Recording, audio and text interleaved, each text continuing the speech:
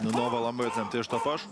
Tieši tā, lai paliek Latvijas sportistiem Siguldas mājas trases rekords vismaz līdz nākamajiem mačiem nākamajā šajā sezonā.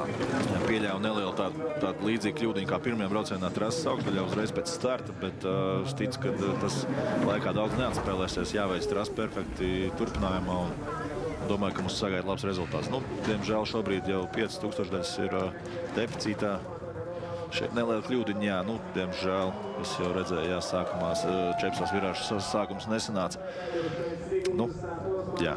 Nu, tagad svarīgi nezaudēt vairāk par 3 sekundes desmitaļām finišā, lai vietas godu piedestāli būtu robežniecei Bogdanovai šajās sacensībās. Un izdodas sasniegt otru labāko rezultātu par nieka 4 sekundes simtaļām, pat varbūt mazliet mazāk apsteidzot itālietis Foiteru un Oberhoferi.